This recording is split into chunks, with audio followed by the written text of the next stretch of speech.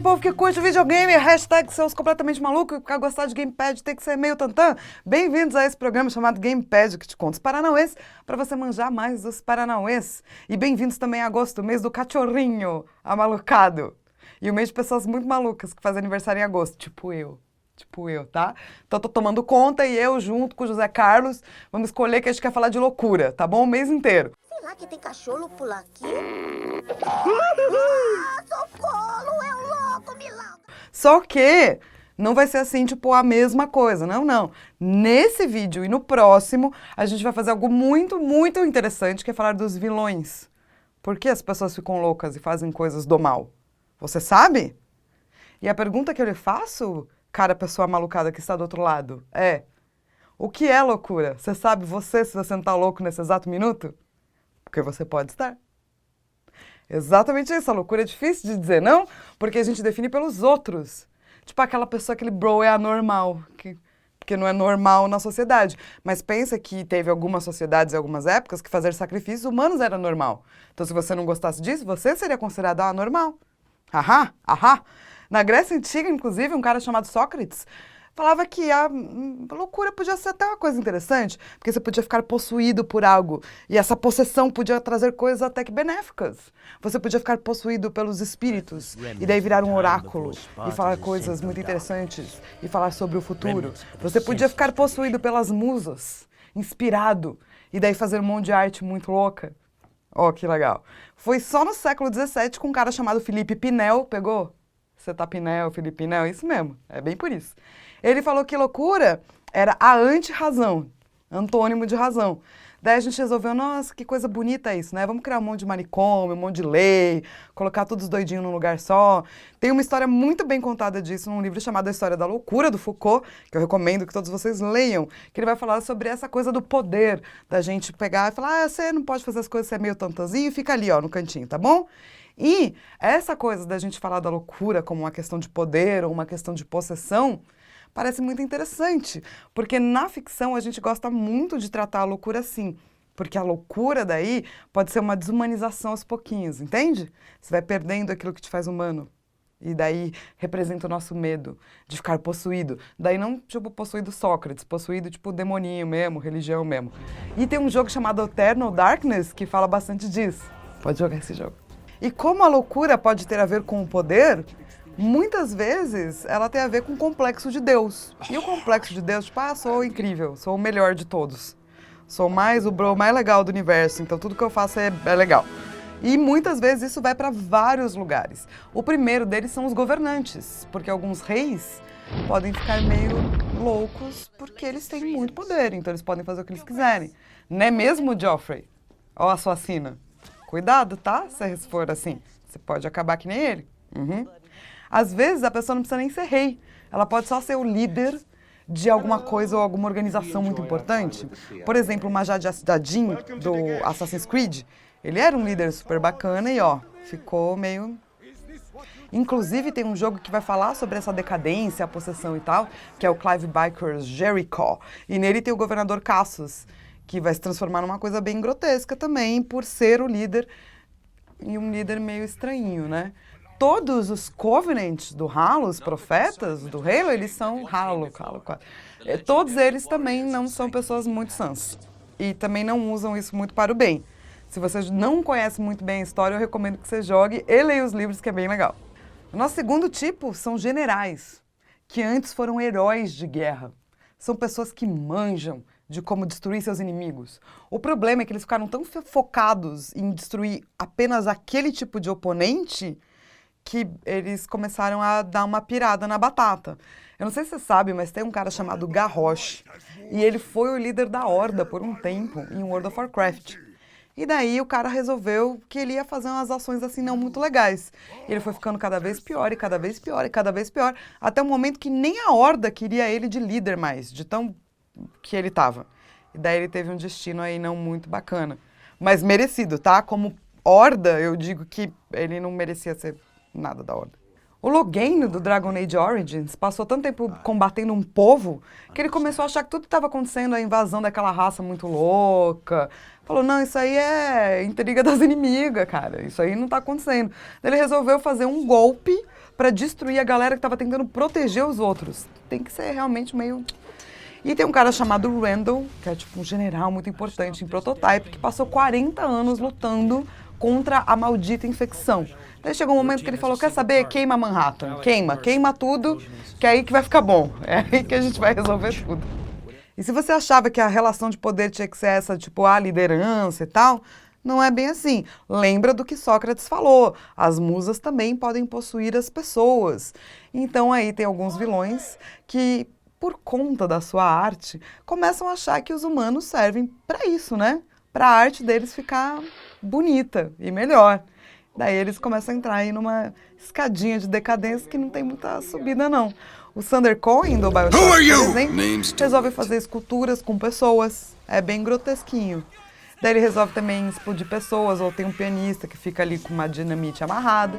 E quando você conhece ele, ele fala, ô, tira umas fotos aí de umas pessoas mortas, que vai ser muito bonito. Super quero ter isso na minha coleção, vai ser poético. O Browner, que pode criar realidades, é ainda pior. Toda a trama de Castlevania Portrait of Ruin acontece por conta dele, por conta da sua arte, ou a sua arte meio maléfica, né, vamos dizer, porque não era assim uma arte muito só apenas bonita, era uma arte que te levava para os infernos. E bem próximo da realidade esse, tá, porque esse eu achei estranhamente próximo. Tem um cara chamado Mark Jefferson em Life is Strange, e ele é um fotógrafo, você conhece ele, ele é legal, ele parece bacana. Só que o grande lance é que ele curte mesmo fotografar garotas desesperadas. Para ele é isso que é arte. Então o que ele faz? Ele rapta as meninas, droga, daí tira umas fotos. Porque parece óbvio, né, que a vida alheia vale menos do que a sua arte. Essa é a escadinha pra loucura, entendeu? Uma galera que já está predestinada a ficar ou ser maluco porque escolheu essa profissão são os bombardeiros. Pessoas que vão bombardear tudo e a todos não podem ser pessoas muito normais. O Fatman de Metal Gear Solid 2 com certeza não era. Em Valkyrie Chronicle tem uma menina, Wendy, que ela, tudo bem, ela pode ser da sua party, mas ela é tão maluca que eu não acho que ela é tão legal assim. Eu acho que ela devia, pelo menos, ser considerada neutra, sabe? Ou caótica neutra, no grande esquema do RPG das coisas. I'm Wendy Cheslock. Kaboom. A gente ama nos videogames médicos que ficaram malucos. Ama. Tipo, toda a série Resident Evil acontece por conta de médicos que ficaram malucos. Então tem 1 bilhão de exemplos e eu vou tentar dar alguns pra vocês, talvez diferentes, vai, daqueles basicões. Vamos lá. O doutor Carlos Mercer resolveu que ele vai criar uma raça de coisas muito bizarras chamada Necromorphs em Dead Space. E ele não para, até ele criar os piores dos piores dos piores dos piores. E em BioShock também tem um grande médico que resolve fazer cirurgias plásticas. Ele fala, nossa, por que não transformar as pessoas em Picasso? Vai ser super bonito, eu super aprovo. E se você quer um tipo que é um pouco diferente, mas ainda do mal, porque pra mim isso é ser meio do mal, é o Faust de Guilty Gear. Porque ele perdeu um paciente, daí ele ficou tristonho, daí ele virou um assassino em série, porque parece uma relação muito lógica. E agora, por trás de todo grande terror, ação desenfreada dos videogames, pode existir um cientista maluco. Porque quando eu falo de profissões que têm um pouco de poder, que deixam pessoas meio loucas, você com certeza pensou em cientista, então eles estão aqui. Inclusive, é uma lista tão extensa que dava para fazer uns 4 gamepadias, só de cientistas malucos. Mas eu vou tentar te dar alguns tipos. Por exemplo, Hojo do Final Fantasy VII. Para mim, ele é o exemplo perfeito do que é uma caricatura de um cientista maluco. Tem a roupinha, o cara dá umas risadinhas esquisitas, numas partes meio estranhas.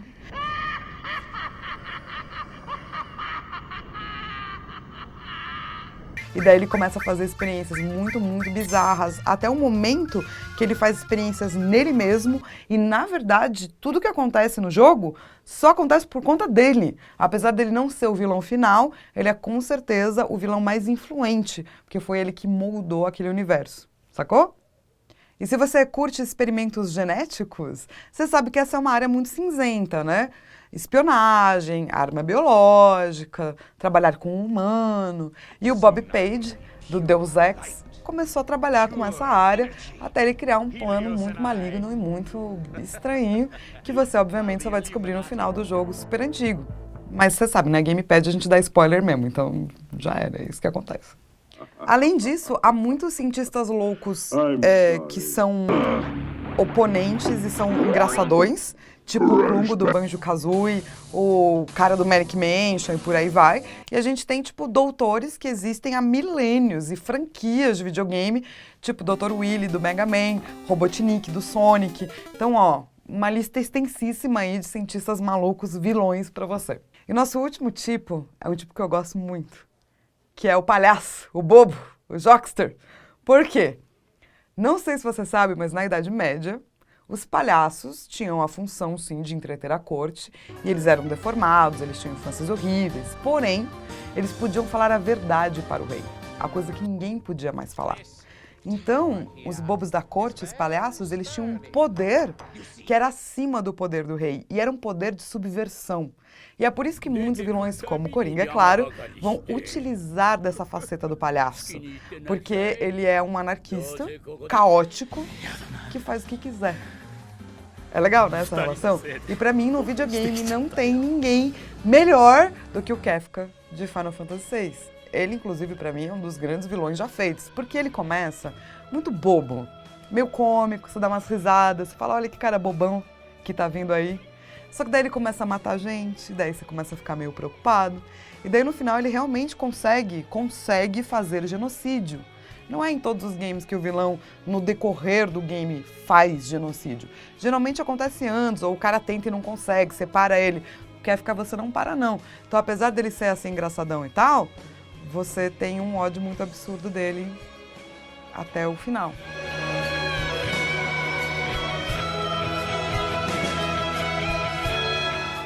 E a minha dica da semana, já que a gente tá nesse clima do palhaço bobo, é a Piada Mortal, que acabou de sair a animação, além de ter o quadrinho, que é do Alan Moore, pra mim um dos grandes escritores de quadrinhos de todos os tempos. E semana que vem eu tô de volta com os vilões do mal. Não assim, que bonito, não, do mal, psicopatas, maníacos, horríveis. Vem passar mal comigo semana que vem também. Beijo, tchau.